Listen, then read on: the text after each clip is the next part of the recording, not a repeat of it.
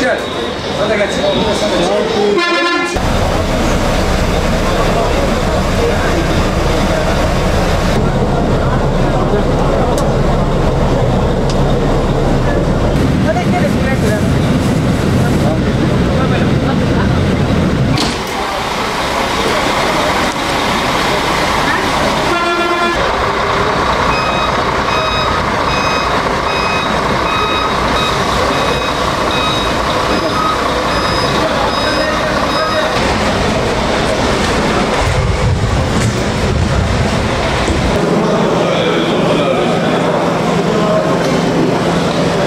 Abi gelişler Kurban Bayramı'ndan dolayı gelişler doluydu, gidişler bu doludur. Millet tatile geliyor bayram nedeniyle.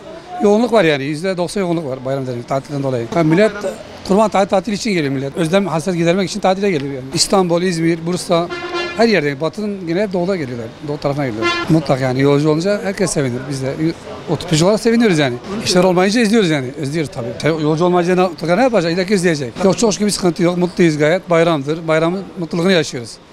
Yolcularımızdan. Gayet güzel, her şey el yerinde güzel gidiyor. Değişte yüksek fiyatlar normal, gayet yüksek fiyatlar 1.700. Hani buradan Ankara 1.500 de bile normal. İstanbul'a 1.700'dür. Bu yoğunluk benden sonra 10 gün yaşar, 10-15 gün devam eder yani. Ya vatandaşlar mutlaka belki millet aslında almazsa yer kalmaz. Herkesin bayramını kutluyoruz buradan. Nice bayramlar diliyoruz. Başka bir şey demiyoruz. Kurban Bayramı'na zaten sayılı günler kaldı.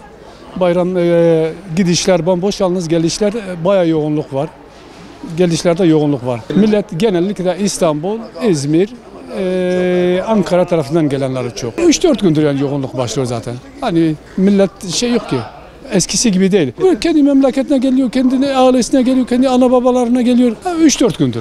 Bayramdan sonra da 3-4 gün başlayacak, bitti zaten. Bayramdan sonra birkaç gün gidişlerde yoğunluk olacak. Valla aslında sevindiriyor, değil ki sevindiriyor ama çok kısa zamandır yani. Eskide 15-20 gün devam ediyordu.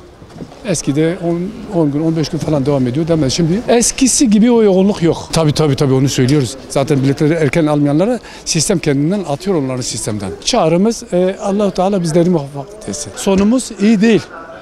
Yani bu yani otogarla ilgili sadece otogarlarla ilgili sonumuz iyi değil. Sorun millette para yok. Para olmadığı için millet kendi memleketlerine gelemiyor.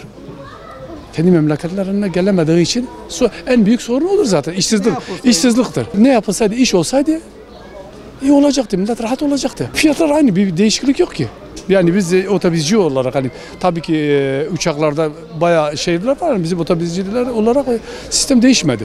Artış falan yapmadık. Aynı hiç değişiklik yapmadık. 1.700. Kurban Bayramı'nda da aynı, Ramazan Bayramı'nda da aynı. 1.700'dü. Bayramımız bu arada mübarek olsun cümlemize.